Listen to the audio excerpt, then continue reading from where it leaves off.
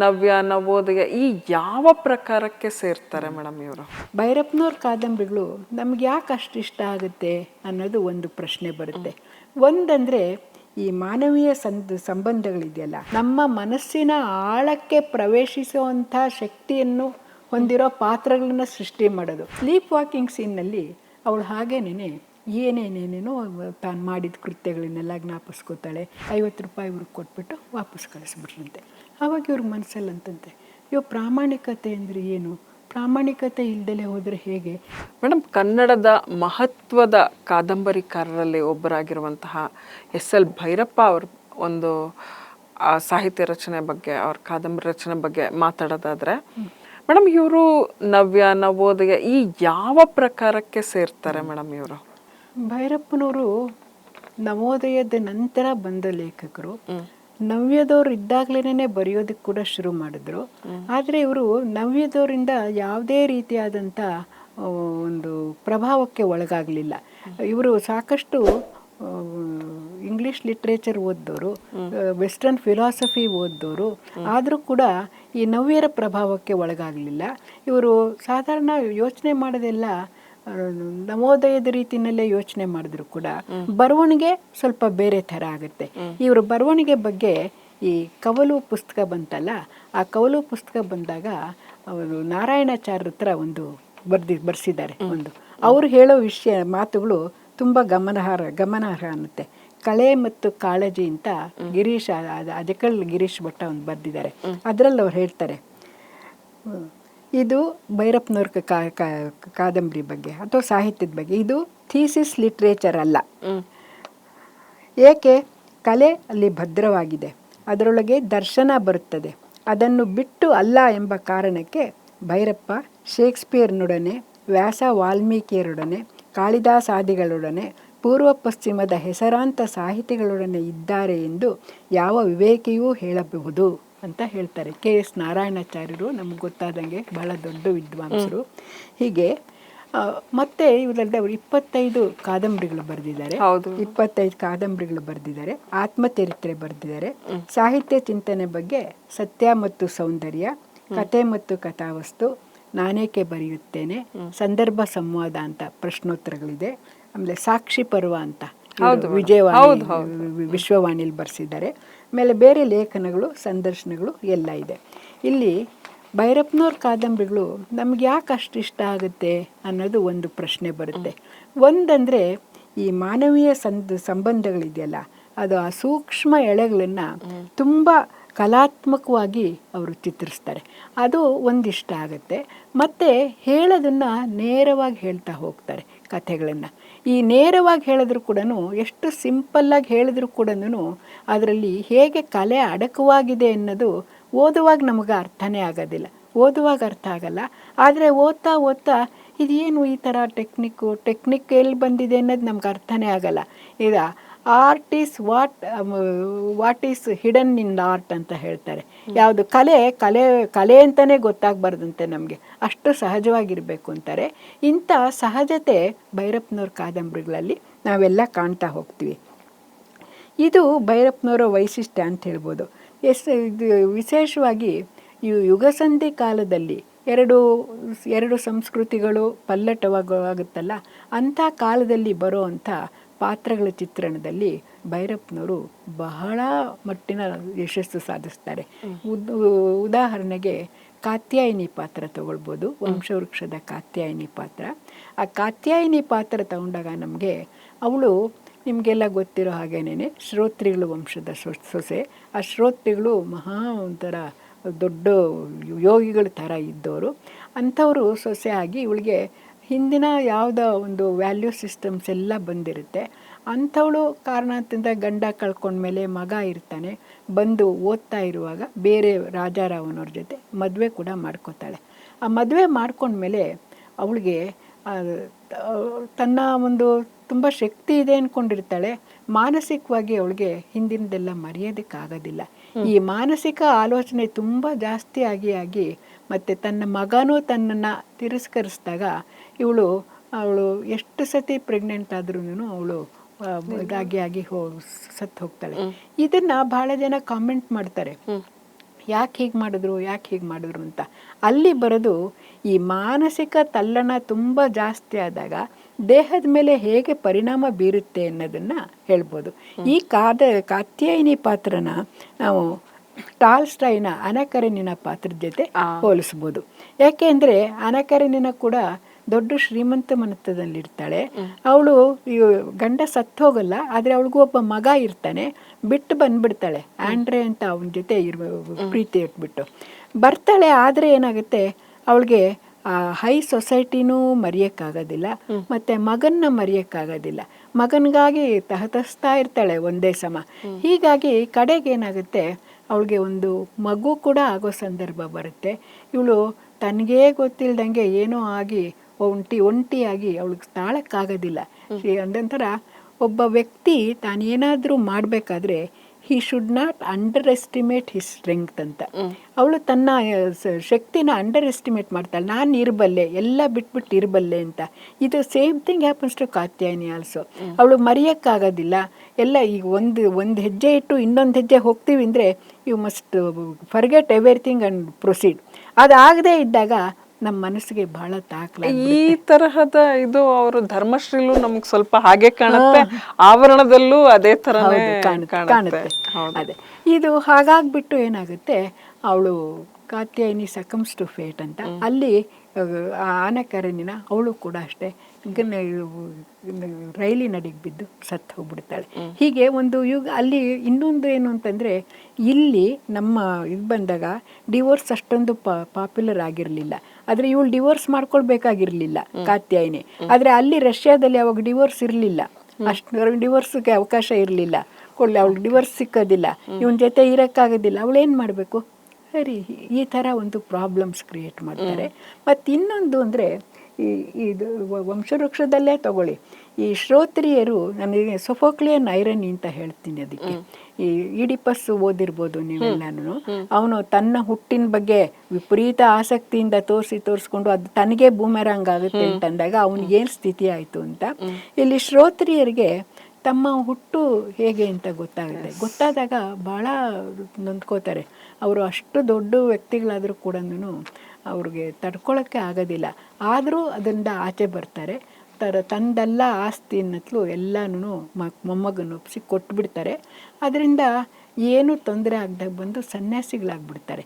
ಇಲ್ಲಿ ಅದು ವ್ಯತ್ಯಾಸ ಏನಂದರೆ, ಈ ತನಗೆ ಈಡಿಪಸ್ಸು ತನ್ನ ಕಣ್ಣು ಕಳ್ಕೊಂಡು ಮಗಳ ಕಡೆ ಹೊಟ್ಟೋಗ್ತಾನೆ. ಇಲ್ಲಿ ಅವ್ರು ಆ ಥರದ್ದು ಮಾಡಲ್ಲ, ಸನ್ಯಾಸಿಗಳಾಗ್ತಾರೆ. ಹೀಗೆ ತಾನು ತನಿಖೆ ಮಾಡುವಾಗ ಯಾವುದನ್ನು ತುಂಬ ಕ್ಯೂರಿಯಾಸಿಟಿಯಿಂದ ಹೀಗೆ ಮತ್ತು ಇನ್ನೊಂದು ಅಂದರೆ ಯಾವುದ್ರ ಬಗ್ಗೆನೂ ಅಷ್ಟೊಂದು ನಾವು ನೆಚ್ಚು ಇಟ್ಕೋಬಾರ್ದೇನೋ ಅಂತ ಅನಿಸುತ್ತೆ. ಈ ಗ್ರೀಕ್ ಇದರಲ್ಲಿ ಇದನ್ನು ಹ್ಯೂಬ್ರಿಸ್ ಅಂತ ಹೇಳ್ತಾರೆ. ಇಲ್ಲಿ ಅವರು ತಮ್ಮ ವಂಶ ಬಿಟ್ಟರೆ ಇನ್ನಿಲ್ಲ, ಶ್ರೋತ್ರಿಯ ವಂಶ ಬಿಟ್ಟರೆ ಇನ್ನಿಲ್ಲ ಅಂತಿದ್ದಾಗ ಶಾಕ್ ಆಗಿಬಿಡುತ್ತೆ. ನಾನು ಈ ವಂಶಕ್ಕೆ ಹುಟ್ಟಿದೋನೇ ಅಲ್ಲ ಅಂತಂದಾಗ ಅಂಥ ಶಾಕನ್ನು ತಡ್ಕೊಂಡು ಮುಂದೆ ಬರ್ತಾರೆ ಅವರು. That is the greatness of ಶ್ರೋತ್ರಿಯರು. ಅಂಥ ಪಾತ್ರನ ಚಿತ್ರಿಸಿರೋದು ಬಹುಶಃ ಕನ್ನಡ ಲಿಟ್ರೇಚರಲ್ಲಿ ಅದೇ ಫಸ್ಟು ಅನಿಸುತ್ತೆ. ಮತ್ತು ಇನ್ನೊಂದೇನಾಗುತ್ತೆ, ಭೈರಪ್ಪನವ್ರ ನಾವೆಲ್ಸಲ್ಲಿ ಯಾವುದೋ ಒಂದು ಪ್ರಾಬ್ಲಮ್ ಇರುತ್ತಲ್ಲ, ಆ ಪ್ರಾಬ್ಲಮ್ಮು ಅಂಥದ್ದೊಂದು ಪ್ರಾಬ್ಲಮ್ಮು ಕಡೇ ನಾವೆಲ್ ತನಕನೂ ಬರ್ತಾ ಹೋಗುತ್ತೆ. ಇಲ್ಲಿ ಹೇಗೆ ಒಂಥರ ತಂದೆ ಯಾರು ಅಂತ ಗೊತ್ತಾಯಿತು. ಈ ತಂದೆನ ಹುಡುಕೋ ಅಂಥ ಪ್ರಾಬ್ಲಮ್ಮು ಎಲ್ಲದರೊಳಗೂ ಬರ್ತಾ ಹೋಗುತ್ತೆ. ಈ ವೈವಾಹಿಕ ಪ್ರಾಬ್ಲಮ್ಮು ತಿರ್ಗಾ ಎಲ್ಲದರಲ್ಲೂ ಬರುತ್ತೆ. ನಿರಾಕರಣದಲ್ಲಿ ಹುಡುಕಾಟ. ನಿರಾಕರಣದಲ್ಲೂ ಹಾಗೆ ಎಲ್ಲ ದತ್ತು ತಗೋತಾನಲ್ಲ, ಆ ನಿರಾಕರಣ ಅಂತೂ ತುಂಬ ಇದು ಅಂದರೆ ಈ ದತ್ತಕ ಸಮಸ್ಯೆಗಳು ಹೇಗೆ ಬರುತ್ತೆ ಅನ್ನೋದನ್ನು ಇವರು ಕಾರಂತರು ಅದೊಂದರಲ್ಲಿ ಟ್ರೀಟ್ ಮಾಡಿದ್ದಾರೆ ಕಥೆನೊಳಗೆ, ಏನಾಗಬಹುದು ಅಂದ್ಬಿಟ್ಟು. ಇಲ್ಲಿ ಕೊಡ್ತಾನೆ 5 ಜನ ಮಕ್ಕಳನ್ನು ದತ್ತು ಕೊಡ್ತಾನೆ, ಒಬ್ಬೊಬ್ರದ್ದು ಒಂದೊಂದು ಕಥೆ ಆಗುತ್ತೆ. ಮತ್ತು ಇವನು ನರಹರಿ ಇತ್ಲಾಗೆ ಸನ್ಯಾಸಿನೂ ಆಗ್ಲಾರ, ಸಂಸಾರಿನೂ ಆಗ್ಲಾರ. ಹೀಗೆ ಒಂಥರ ಇದು ಆಕರಣ ನಿರಾಕರಣ ಎರಡು ಕಡೆಗೆ ಬರ್ತಾ ಹೋಗ್ತಾನೆ. ಎಲ್ಲ ದೇವತೆಗಳೇ ಏನು ಹಿಮಾಲಯದ ಚಳಿ ತಡೆಯಕ್ಕಾಗದೆ ಏನು ಕಾಶಿಗೆ ಬಂದು ನೆಲೆಸಿದ್ರು ಅಂತ ಬರುತ್ತಲ್ಲ ಹಾಗೆ. ಮತ್ತೆ ಯಾವುದಾದೊಂದು ಸ್ತ್ರೀವಾದ ಆಗ್ಬೋದು, ಮತದಾನನೇ ಈ ಮತದಾನ ತಗೊಂಡಾಗ ಅಲ್ಲಿ ಚುನಾವಣೆಗಳಲ್ಲಿ ಏನೇನು ಅಕ್ರಮ ಆಗುತ್ತೆ ಅದೆಲ್ಲನೂ ಇವತ್ತಿಗೂ ನಡೀತಾ ಇದು, ಅದಕ್ಕಿಂತ 100 ಪಟ್ಟು ಜಾಸ್ತಿಯಾಗಿ ನಡೀತಾ ಇದೆ ಇವತ್ತು. ಹಾಗಾಗಿ ಅದು ಸುಮಾರು 60ನೇ ಇಸ್ವಿನಲ್ಲಿ ಬರೆದಿದ್ದೋ ಆವಾಗಲೇ ಅವ್ರ ಮನಸ್ಸು ಯಾವ ತರ ಯೋಚನೆ ಮಾಡಿ. ನಾನು ಇದನ್ನ ಕೇಳೋಳಿದ್ದೆ ಆಕ್ಚುಲಿ. ಭೈರಪ್ಪನವರ ಕಾದಂಬರಿಗಳ ಪ್ರಸ್ತುತತೆ ಬಗ್ಗೆ ತಾವು ಮಾತಾಡ್ಬೇಕು, ತಿಳಿಸ್ಕೊಡ್ಬೇಕು ಅಂತ ಅನ್ಕೊಳ್ತಾ ಇದ್ದೆ, ಕೇಳಬೇಕು ಅಂತ. ಅಂದ್ರೆ ಅವತ್ತು ಏನು ರಚಿಸಿರುವಂತ ದಾಟು, ಪರ್ವ ಇವೆಲ್ಲ ಇರ್ಬೋದು, ಈ ಮತದಾನ ತಾವೇ ಹೇಳಿದ್ರಿ ಮತದಾನ, ಸೊ ಇವೆಲ್ಲವೂ ಇವತ್ತಿಗೂ ಹೇಗೆ ರಿಲೆವೆಂಟ್ ಅಂತ ಅನ್ಸುತ್ತೆ? ಹೇಗೆ ರಿಲೆವೆಂಟ್ ಆಗುತ್ತೆ ಅಂತಂದ್ರೆ ಅದಕ್ಕೇನೆ ಮನುಷ್ಯನ ಸ್ವಭಾವ ಯಾವತ್ತೂ ಒಂದೇ. ಈ ಮನುಷ್ಯ ಸ್ವಭಾವನ ನೀನು ಯಾವಾಗ ಅದನ್ನ ಸ್ಟಡಿ ಮಾಡಿ ಚಿತ್ರಿಸ್ತಾ ಹೋಗ್ತೀಯೋ ಅದರಲ್ಲಿ ಸಾರ್ವಕಾಲಿಕತೆ ಬಂದ್ಬಿಡುತ್ತೆ. ಈ ಮತದಾನ ಚುನಾವಣೆ ತಗೊಂಡಾಗ ಚುನಾವಣೆಗಳಲ್ಲಿ ಯಾವ್ಯಾವ ಥರ ಅಕ್ರಮ ಆಗುತ್ತೆ, ಚುನಾವಣೆಯಲ್ಲಿ ನಿಂತವ್ರು ಹೇಗೆ ಮಾಡ್ತಾರೆ, ಯಾರೋ ಒಬ್ಬ ನಿಜವಾಗೂ ಸತ್ಯಸಂಧನಾಗಿನವ್ರು ನಿಂತೆ ಅವನಿಗೆ ಏನಾಗುತ್ತೆ, ಪ್ರತಿಯೊಂದು ಅವತ್ತು ಅಲ್ಲಿ ಹೇಗಾಗ್ತಿತ್ತೋ ಇವತ್ತು ಇಲ್ಲೂ ಹಾಗೆ ಆಗ್ತಿದೆ. ಕಾರಣ ಅದೇ ಮನುಷ್ಯನ ಸ್ವಭಾವ ಯಾವಾಗಲೂ ಒಂದೇ ಥರ ಇರುತ್ತೆ. ಅದನ್ನು ಅದು ಒಂದ್ಸತಿ ನೀವು ಸ್ಟಡಿ ಮಾಡಿಬಿಟ್ರೆ ಅದು ಎಲ್ಲದಕ್ಕೂ ಅಪ್ಲೈ ಆಗೋ ಹಂಗಾಗುತ್ತೆ. ಈ ಮತದಾನದಲ್ಲಿ ಹೀಗಾಯ್ತು, ಈ ಮತದಾನದನ್ನೇನೆ ಇವತ್ತಿಗೂ ಅಪ್ಲೈ ಮಾಡ್ಕೊ. ಇದನ್ನ ಮತ್ತೆ ತಂತುನಲ್ಲಿ ನೋಡಿದ್ರೆ ಅಲ್ಲೂ ಎಲ್ಲ ಬರುತ್ತೆ. ಹೀಗೆ ಈ ಮತದಾನ ತಂತು ಎರಡರ ಬಗ್ಗೆನೂ ಯಾರಾದರೂ ಸ್ಟಡಿ ಮಾಡಿ ಒಂದು PhD ಮಾಡ್ಬೋದು, ಅಷ್ಟು ಸಿಮಿಲಾರಿಟೀಸ್ ಇರುತ್ತೆ, ಮಾಡ್ಬೋದು. ಹಾಗೆ ಹೀಗೆ ತಂತುನಲ್ಲೂ ಅಷ್ಟೇ ಇದು ಈ ಬಿಟ್ಟು ಹೋಗ್ತಾರಲ್ಲ ಯಾರು ಶ್ರೋತ್ರಿಗಳು, ಆಸ್ತಿಯೆಲ್ಲ ಬಿಟ್ಟು ಹೊಟ್ಟೋಗ್ತಾರಲ್ಲ ಅಂಥದ್ದು ಬೇಕಾದಷ್ಟು ಕಡೆ ಬರುತ್ತೆ ಇವರು ಕಾದಂಬರಿಗಳಲ್ಲಿ.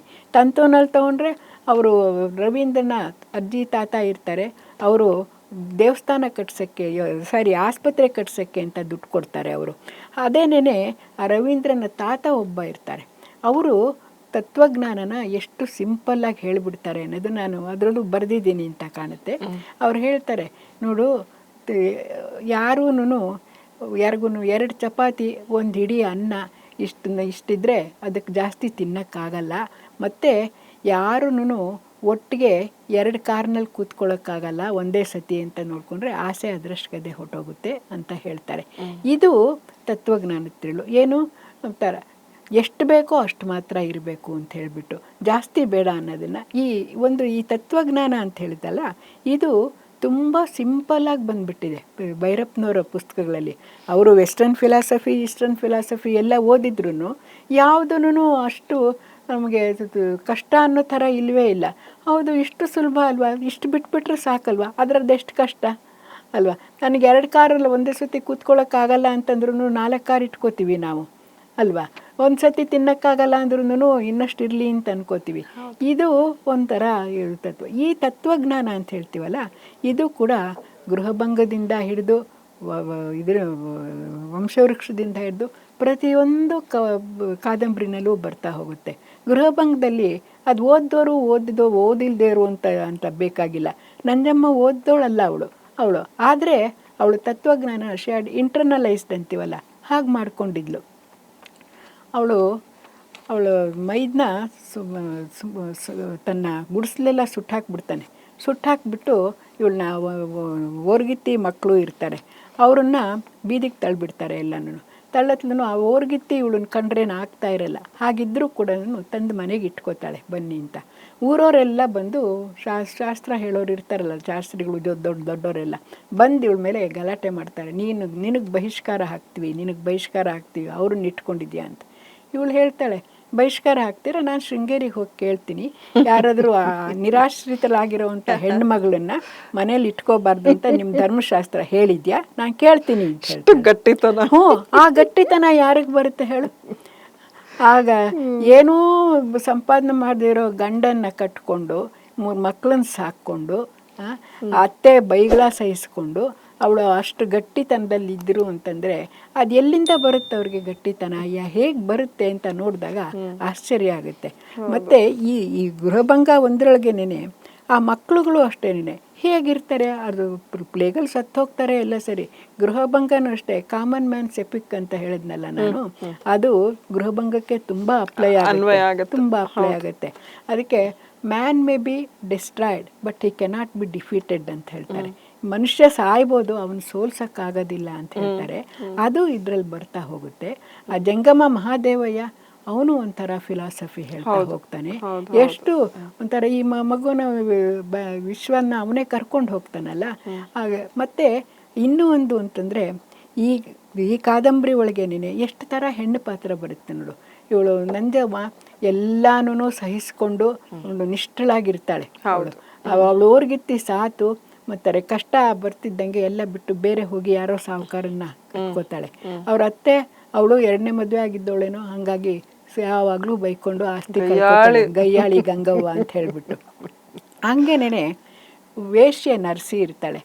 ಅವಳಲ್ಲಿ ಕೂಡ ಒಂದು ಮಾತೃತ್ವದ ಸೆಲೆ ತೋರಿಸ್ತಾರೆ. ಆ ಮಗು ವಿಶ್ವನ್ನ ನಾನು ಇಟ್ಕೋತೀನಿ, ನಾನು ನೋಡ್ಕೋತೀನಿ ಅಂತ ಹೇಳ್ತಾಳೆ. ಇದು ಈ ಮಾತೃತ್ವದ ಸೆಲೆ ಅನ್ನೋದು ಪ್ರತಿಯೊಬ್ಬರಲ್ಲೂ ಬರುತ್ತೆ. ಈ ಗಂಗಮ್ಮ ಕೂಡ ಅಷ್ಟೇನೆ, ಎಷ್ಟು ಬೈತಿರ್ತಾಳಲ್ಲ, ಬೈದು ಬೈದು ಬೈದು ಬರ್ತಿರ್ತಾಳೆ. ಮುಂಡೆ ರಂಡೆ ಅಂದ್ಕೊಂಡೇ ಬೈತಿರ್ತಾಳೆ ಅವಳು. ಆಮೇಲೆ ಸೊಸೆ ಇವಳಿಗೆ ಪ್ಲೇಗ್ ಆಗುತ್ತೆ, ನಂಜಮ್ಮಗೆ. ಪ್ಲೇಗ್ ಆದಾಗ ಬರ್ತಾಳೆ, ಅವಳೇ ಬಂದು ಮಾಡ್ತಾಳೆ. ಅತ್ತೆ ಬಂದು ಮಾಡ್ತು, ಅಯ್ಯೋ ಈ ಮುಂಡೆದು ಎಷ್ಟು ಹೇಳಿದ್ರು ಕೇಳಲಿಲ್ಲ ಅಂತ ಹೇಳ್ತಾಳೆ. ಅಲ್ಲಿ ಭಾಷೆ ನಾನು ಹೇಳೋದು, ಅಲ್ಲೂ ಅದೇ ಭಾಷೆ ಬರ್ತದ್ದು. ಈ ಮುಂಡೆದು ಎಷ್ಟು ಹೇಳಿದ್ರು ಕೇಳಲಿಲ್ಲ ಅಂತ ಹೇಗೆ ಅಂತಃಕರಣ ಸುರಿಸುತ್ತೆ ನೋಡು ಅಂದ್ಬಿಟ್ಟು. ಇದು ಭಾಷೆ ಒಳಗೆ ನಾವು ಹೇಗೆ ಭಾವ ತರ್ಬೋದು, ಸನ್ನಿವೇಶದಲ್ಲಿ ಹೇಗೆ ನಾವು ಭಾವನೆ ಹುಟ್ಟಿಸ್ಬೋದು ಅನ್ನೋದಕ್ಕೆ ಇವೆಲ್ಲ ಸಣ್ಣ ಸಣ್ಣ ಉದಾಹರಣೆಗಳು ಅಷ್ಟೇ. ನಾನು ಇದನ್ನ ಕೇಳಬೇಕು ಏನಪ್ಪ ಅಂತ ಹೇಳಿದ್ರೆ, ತಾವು ಇವಾಗ ಭೈರಪ್ಪನವ್ರದ್ದು ಸಾಕಷ್ಟು ಕೃತಿಗಳನ್ನ ಇಂಗ್ಲಿಷ್ಗೆ ಭಾಷಾಂತರ ಮಾಡಿದ್ದೀರಿ ಮೇಡಮ್. ತಮಗೆ ಅದು ಕಷ್ಟ ಅಂತ ಅನ್ನಿಸ್ಲಿಲ್ವಾ? ಅವರ ಅದೊಂಥರ ಪೆಡಸು ನನಗೆ ಅದು ಸ್ವಲ್ಪ ಚೆನ್ನಾಗಿ ಓದ್ಕೊಂಡ್ಬಿಟ್ಮೇಲೆ ಏನು ಅನ್ಸೋದಿಲ್ಲ ಅಂತ.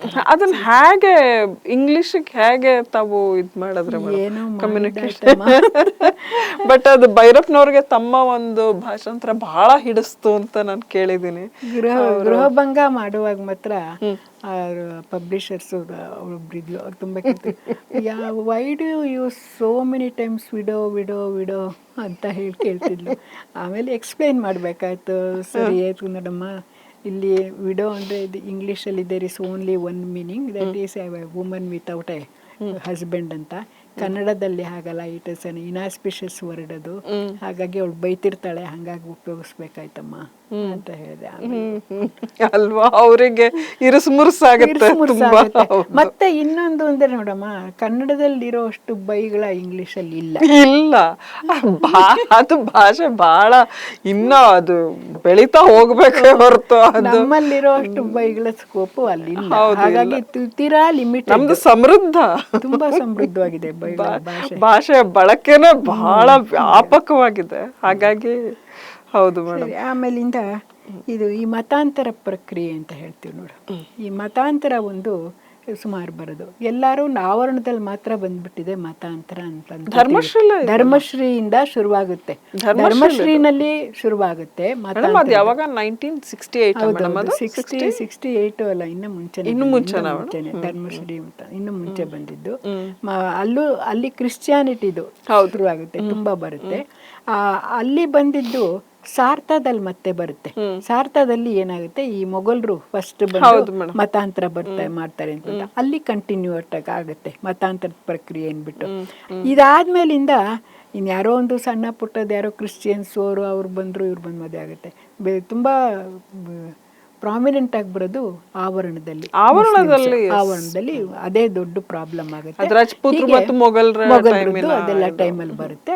ಹೀಗೆ ಧರ್ಮಶ್ರೀನಲ್ಲಿ ಯಾವುದು ಕ್ರಿಶ್ಚಿಯಾನಿಟಿ ಎಷ್ಟು ಕರ್ಬಿಡ್ತೋ ಅದಕ್ಕೆ 4ರಷ್ಟು ಹೆಚ್ಚಾಗಿ ಆವರಣದಲ್ಲಿ ಕ್ರೌರ್ಯ ಜಾಸ್ತಿ ಆಗ್ಬಿಡುತ್ತೆ. ಕ್ರಿಶ್ಚಿಯಾನಿಟಿದೇನು ಅಂತಂದ್ರೆ ಒಂಥರ ಒಳಗೆ ಕೊರೆಯೋ ಅಂತದ್ದು, ಬ್ರೈನ್ ವಾಶ್ ಮಾಡ್ತಾರೆ ಅಂತ. ಹಾಗೆ ಇದು ಈ ಕ್ರಿಶ್ಚಿಯನ್ಸ್ ಇದೆಲ್ಲ ಇದು ನಮ್ಮ ದೇಶದ ಒಂದಕ್ಕೆ ಅಂತ ಅಲ್ಲ, ಎಲ್ಲ ದೇಶದಲ್ಲೂ ಇವರ ಸಂಸ್ಕೃತಿನ ಹಾಳು ಮಾಡೋದೇ ಇವ್ರದ್ದು ಅಂತ ಹೇಳ್ಬಿಟ್ಟು.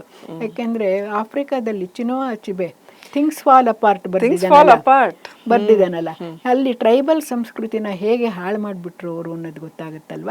ಹೀಗೆ ಅವ್ರಿಗೇನು ಅಂತಂದರೆ ಈ ಟ್ರೈಬಲ್ ಸಂಸ್ಕೃತಿ ಯಾವ ಸಂಸ್ಕೃತಿ ಇದೆಯೋ ಆ ದೇಶದ ಸಂಸ್ಕೃತಿ ಹೋಗಿ ನಮ್ಮದು ಬರಬೇಕು ಅನ್ನೋದು ಅಷ್ಟೇನೆ ಅವ್ರಿಗಿರೋದು. ಅದಕ್ಕೋಸ್ಕರ ಮಾಡಬಾರದು ಕೆಲಸ ಆಡಬಾರದು ಆಟಗಳೆಲ್ಲ ಆಡ್ತಾರೆ ಅವರು, ಏನು ಮಾಡೋಕ್ಕಾಗಲ್ಲ ಅಷ್ಟೇ. ಈ ಮತಾಂತರದ್ದು ಹೀಗೆ ಬರುತ್ತೆ. ಆಮೇಲೆ ಸ್ತ್ರೀವಾದ ಅವರು ಭೈರಪ್ಪನವರು ಒಂದು ಸ್ವಲ್ಪ ಜನ ಬೈತಾರಲ್ಲ, ಇದು ಕೂಡ ಇಲ್ಲಿಂದನೇ ಶುರುವಾಗುತ್ತೆ ನೋಡು, ವಂಶವೃಕ್ಷದಿಂದಲೇ ಶುರುವಾಗುತ್ತೆ ಎಲ್ಲನೂ, ಅಲ್ಲೂ ಶುರುವಾಗುತ್ತೆ. ಆಮೇಲೆ ಸಾತು ಆವಾಗಲೇ ಅಲ್ಲಿ ಸಂಸಾರ ಬಿಟ್ಟು ಹೊರಟೋಗ್ತಾಳೆ ಅವಳು. ಅಲ್ಲೂ ಅವಳು ಧೈರ್ಯವಂತೇನೇನೆ, ಅವಳು ಇವಳಿಗೆ ಆದ್ರೆ ಮೇಡಮ್ ಸಾಮಾನ್ಯವಾಗಿ ಭೈರಪ್ಪನವರು ತಮ್ಮ ಏನು ಕೃತಿಗಳಲ್ಲಿ ಮಾತೃ ಸ್ವರೂಪವನ್ನ ಹೆಚ್ಚು ಪ್ರಾಶಸ್ತ್ಯ ಕೊಡ್ತಾರೆ ಅದಕ್ಕೆ ಅಂತ ಹೇಳ್ಬಿಟ್ಟು. ಆದ್ರೆ ಅವರು ಸೀತೆಯನ್ನು ತೋರಿಸುವಾಗ್ಲೂ ರಾಮನ ಹೆಂಡತಿ ಅನ್ನಕ್ಕಿಂತ ಲವಕುಶರ ತಾಯಿ ಅನ್ನೋ ತರ ಉತ್ತರಾಖಂಡದಲ್ಲಿ ಅವ್ರನ್ನ ಪರಿಚಯಿಸ್ತಾರೆ. ಆದ್ರೆ ಈ ವಂಶವೃಕ್ಷದ ಹೆಣ್ಮಗಳಿಗೂ ತಾವು ಸ್ತ್ರೀವಾದ ಅಂತ ಹೇಳಿದ್ದಕ್ಕೆ ಈ ಉತ್ತರಾಖಂಡದಲ್ಲಿ ಬರೋ ಸೀತೆ, ನಾಯಕಿ ಸೀತೆ ಯಾರಿದ್ರಲ್ಲ, ಗಟ್ಟಿತನ ಅವಳಲ್ಲೂ ಇತ್ತು, ಇವಳಲ್ಲೂ ಇದೆ. ಎಲ್ಲದರಲ್ಲೂ ಎಲ್ಲ ಅವರ ಕ್ಯಾರೆಕ್ಟರ್ಸ್ ಅಲ್ಲೂ ಗಟ್ಟಿತನ ಚೆನ್ನಾಗಿದೆ. ಆದ್ರೆ ಪ್ರತಿಬಿಂಬಿಸೋ ರೀತಿ ಇದೆಯಲ್ಲ, ಅಂದ್ರೆ ಉತ್ತರಾಖಂಡದಲ್ಲಿ ಆ ಸೀತೆಯ ಆ ಮಗ್ಗಲನ್ನ ಪರಿಚಯಿಸೋದು, ಆ ಮಗ್ಗಲನ್ನ ಅನಾವರಣಗೊಳಿಸ್ತಾರೆ ಅವರು. ಧರ್ಮಸಭೆಯಲ್ಲಿ ಹೋಗಿ ಅದು ಬಹಳ ಅವಳು ಐಡೆಂಟಿಟಿ ಆಫ್ ವುಮನ್ ಅಂತ ಹೇಳ್ತೀವಲ್ಲ, ಅಸ್ಮಿತೆ, ಹೆಣ್ಣಿನ ಅಸ್ಮಿತೆ ಅದು ಹೇಗೆ ಬರುತ್ತೆ ಅನ್ನೋದನ್ನ ಅಲ್ಲೂ ತೋರಿಸ್ತಾರೆ. ಆಮೇಲಿಂದ ಈ ಲಕ್ಷ್ಮಿ, ಆವರಣದ ಲಕ್ಷ್ಮಿ ಹೋಗಿ ಒಂದು ಸಭೆ ಒಳಗೆ ಮಾತಾಡ್ತಾರೆ, ಅಲ್ಲೂ ಕೂಡ ತೋರಿಸ್ತಾರೆ. ಹೀಗೆ ಹೆಣ್ಣ ಅವರು ಒಂಥರ ಮಾತೆ ಹಾಗೂ ನೋಡ್ತಾರೆ, ಜೊತೆಗೆ ಒಂಥರ ಅದ್ಭುತ ಶಕ್ತಿ ಹಾಗೂ ನೋಡ್ತಾರೆ ಅಂತ ಅನ್ಸುತ್ತೆ ಅಲ್ವಾ? ಹೌದು ಮೇಡಮ್, ಹೌದು. ನಾನು ಗಮನಿಸ್ತೀನಲ್ಲ, ಮೊದ್ಲು ದೂರ ಸರಿದರು ಇದೆಲ್ಲ ನೋಡ್ತಿದ್ದಾಗ ಅದು ಬೇರೆನೇ ರೀತಿ ಅಂತ ಅನ್ನಿಸ್ತಾ ಇತ್ತು ಹಂಗೆ. ಆಮೇಲೆ ಧರ್ಮಶ್ರೀಲಿ ಸ್ವಲ್ಪ ಅಷ್ಟಾದ್ರೂ ಅವಳು ತನ್ನ ಇದಕ್ಕೋಸ್ಕರ ತನ್ನ ಜಾತಿ ಬಿಟ್ಟು ಬರಕ್ ಒಪ್ಕೊಂಡ್ಬಿಡ್ತಾಳಲ್ಲ ಅವಳು. ಅಲ್ಲೂ ಕೂಡ ಅವಳು ಸ್ವಂತಿಕೆ ಇದ್ದೇ ಇದೆ. ಯಾರು ಒಂಥರ ದಬ್ಬಾಳಿಕೆಗೆ ಒಳಗಾಗುವಂಥವ್ರು ಯಾರು ಇಲ್ಲ.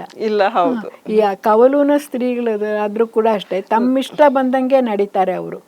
ನಂಜಮ್ಮ ಸಾತ್ವಿಕಳೇ ಆದ್ರೂ ಅವಳು ತನ್ನದೇ ರೀತಿಯಲ್ಲಿ ಅವಳು ತನ್ನ ಪೆಡಸ್ತನವನ್ನ ಸಾತ್ವಿಕರಾದ ತಕ್ಷಣ ನಿಮ್ದೆಲ್ಲ ಬಿಟ್ಟು ಮಾಡ್ಬೇಕು ಅಂತ ಏನಿಲ್ಲ. ಹೌದು, ಹೌದು ಮೇಡಮ್. ಯಾಕೆ ಭೈರಪ್ಪನವರ ಕೃತಿಗಳು ಒಂದೊಂದನ್ನು ಓದಿದ್ರು ತುಂಬಾ ಕಾಡುತ್ತವೆ? ಯಾಕೆ ಆವರಿಸ್ಕೊಂಡ್ ಬಿಡುತ್ತವೆ ಅವು ನಮ್ಮನ್ನ?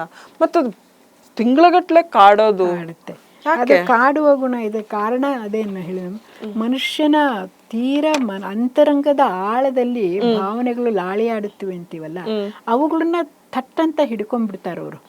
ಆ ನಾಡಿ ಹಿಡಿತಿದ್ದು ಮಾಡ್ತಿದ್ದಂಗೆನೆ ನಮ್ಗೆ ತಕ್ಷಣ ಒಂಥರ ಕ್ಯಾರೆಕ್ಟರ್ಸ್ ಎಲ್ಲ ನಮಗೆ ಪ್ರಿಯ ಆಗ್ಬಿಡುತ್ತವೆ.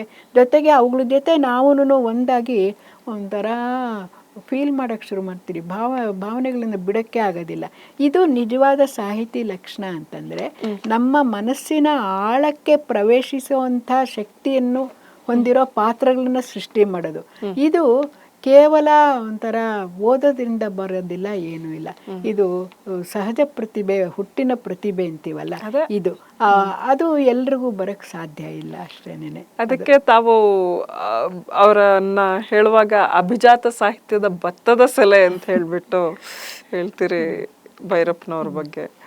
ಇದರೊಳಗೆ ಸಾಧಾರಣ ಎಲ್ಲಾನು ಪರ್ವನ ಏನಂತಾರೆ ಡಿಮಿಸ್ಟಿಫೈ ಮಾಡಿಬಿಟ್ಟಿದ್ದಾರೆ. ಅವಾಗ ಸ್ವಲ್ಪ ಗಲಾಟೆ ಆಯಿತು, ಪೌರಾಣಿಕ ಮಾಡಿಬಿಟ್ಟಿದ್ದಾರೆ ಅಂತೆಲ್ಲನೂ ಇದಾಯಿತು. ಆದರೆ ಆ ಡಿಮಿಸ್ಟಿಫಿಕೇಶನ್ ನಂತರ ಏನು ಅಂತ ನೋಡಿಕೊಂಡಾಗ ಗೊತ್ತಾಗುತ್ತೆ. ಮತ್ತು ಇನ್ನೊಂದು ಭೈರಪ್ಪನವರ ಪುಸ್ತಕಗಳಲ್ಲಿರೋದು ಅಂತಂದರೆ ಎಲ್ಲ ಮಿಥಕಗಳನ್ನು ತುಂಬ ಉಪಯೋಗಿಸ್ತಾರೆ. ಅದೊಂದು myths and legends in Bhairappa's fictions ಅಂತ ಒಂದು ದೊಡ್ಡ ಆರ್ಟಿಕಲ್ ಬರೆದಿದ್ದೀನಿ. ಅದು ಯಾವಾಗಲೂ ತರ್ತಾರೆ ಯಾರೋ ಇಂಗ್ಲೀಷಿಂದು. ಅದರಲ್ಲಿ ಗೊತ್ತಾಗುತ್ತೆ, ಪ್ರತಿಯೊಂದು ಕಾದಂಬರಿನಲ್ಲೂ ಮಿತ್ತುಗಳು ಬರ್ತಾ ಹೋಗುತ್ತೆ. ಈ ಪರ್ವಕ್ಕೆ ಮುಂಚೆ ದಾಟು ನಿನಗೆ ಜ್ಞಾಪಕ ಇದೆ. ಆ ದಾಟುನ ಸತ್ಯ ಎಷ್ಟು ಗಟ್ಟಿ ಕ್ಯಾರೆಕ್ಟರ್. ಆ ಸತ್ಯನ ಕ್ಯಾರೆಕ್ಟರ್ ದಾಟು ನೋಡಿದಾಗ ನನಗೆ, ನಾನು ಪ್ರತಿಭಾನ ಅಂತ ಬರೆದಿದ್ದೀನಲ್ಲ, ಅದರಲ್ಲಿ ವಿಶ್ವ ಸಾಹಿತ್ಯದಲ್ಲಿ ಭೈರಪ್ಪನವರ ಕೃತಿಗಳ ನೆಲೆ ಅಂತ ಇದೆ. ಇದು ನನ್ನ ಪ್ರಶ್ನೆ ಇತ್ತು, ತಾವು ಅದನ್ನ ಹೇಳ್ಬಿಡಿ. ಅದು ಬರೆದಿದ್ದೀನಿ. ಅದನ್ನು ನೋಡಿದಾಗ ಪ್ರತಿಯೊಂದರಲ್ಲೂ ನಾವು ವಿಶ್ವ ಸಾಹಿತ್ಯದ ಒಂಥರ ಕ್ಲಾಸಿಕ್ಸಲ್ಲಿ ಏನು ನೋಡ್ತೀವೋ ಆ ಸಮಸ್ಯೆಗಳು ಇಲ್ಲಿ ಬರ್ತಾ ಹೋಗುತ್ತೆ. ನಾನೀಗ ಹೇಳ್ದಂಗೆನೇ ಶ್ರೀನಿವಾಸ ಶ್ರೋತ್ರಿಗಳು ನೋಡಿದೆ, ಸೊಫೋಕ್ಲಿಯನ್ ಐರನಿ ಅಂತ ಜ್ಞಾಪಕ ಬಂದ್ಬಿಡುತ್ತೆ. ಇದು ದಾಟುನಲ್ಲಿ ತಗೊಂಡ್ರೆ ಒಂದು ಕಾದಂಬರಿನಲ್ಲಿ ಎಷ್ಟು ಥರ ಬರ್ಬೋದಪ್ಪ, ಎಷ್ಟು ನಾಟಕಗಳು ಕಾದಂಬರಿಗಳಿದ್ದು ಆಗ್ಬೋದು ಅಂತಂತೆ. ಒಂದು ಅಲ್ಲಿ ಬರೋದು ಮೋಹನ್ ದಾಸನ್ ಪಾತ್ರ ಏನಪ್ಪ ಮತಾಂತರಕ್ಕೆ ಮತಾಂತರ ಅಂತೀನಿ, ಅವನು ಕೆಳಜಾತಿಗೆ ಸೇರಿದವನು, ಅವನ ಪಾತ್ರ, ಅವನು ಸತ್ಯಭಾಮ ಇಬ್ಬರು ಒಂದಾಗಲ್ಲ ಅನ್ನೋದು ಬರುತ್ತೆ. ಆ ಶ್ರೀನಿವಾಸ ಅಂತ ಇದ್ರದ್ನೇ ಅವನ ಮದುವೆ ಕ್ಯಾನ್ಸಲ್ ಆಗುತ್ತೆ.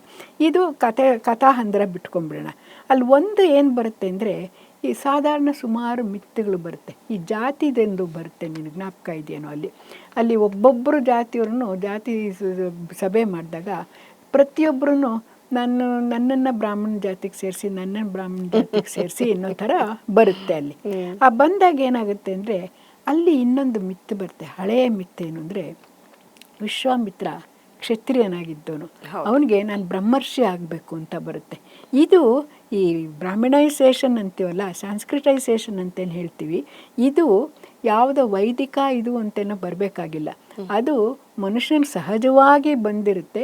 ಎಲ್ಲರಿಗೂ ಒಂದು ಸಮಾಜದ ಒಂದು ತರಗತಿಲಿ ಇರಬೇಕು, ಮೇಲ್ಸ್ತರದಲ್ಲಿ ಇರಬೇಕು ಅನ್ನೋದು ಒಂದು ಮಿತ್ತು ಬರುತ್ತೆ ಅಲ್ಲಿ. ಆ ಮಿತ್ತು ಆದಮೇಲಿಂದ ಅಲ್ಲಿ ಮಾರಮ್ಮನ ಬಿತ್ತು, ಇದು ರೇಣುಕ ಮಿತ್ತು, ಅವುಗಳೆಲ್ಲ ಬರುತ್ತೆ. ಅದೆಲ್ಲ ಹೋಗಲಿ ಅಂದರೆ ಈ ಸತ್ಯಭಾಮನ ತಂದೆ ವೆಂಕಟರಮಣಯ್ಯ ಇರ್ತಾನಲ್ಲ, ಅವನು ಮಾತಂಗಿ ಅಂತ ಒಬ್ಬಳು ಇವ್ರ ಜೊತೆ ಸಂಬಂಧ ಮಾಡ್ತಾನೆ, ಗೊತ್ತಿರ್ಬೋದು. ಅದೆಲ್ಲ ನೀವು ಓದಿರೋರು ಗೊತ್ತಾಗುತ್ತೆ. ಅಲ್ಲಿ ಅದಾದಮೇಲಿಂದ ಒಂದು ಸತಿ ಮಗಳನ್ನ ಚಪ್ಪಲಿ ತೊಗೊಂಡು ಹೊಡೆದು ಬಿಡ್ತಾನೆ, ಯಾರು ತಂದೆ.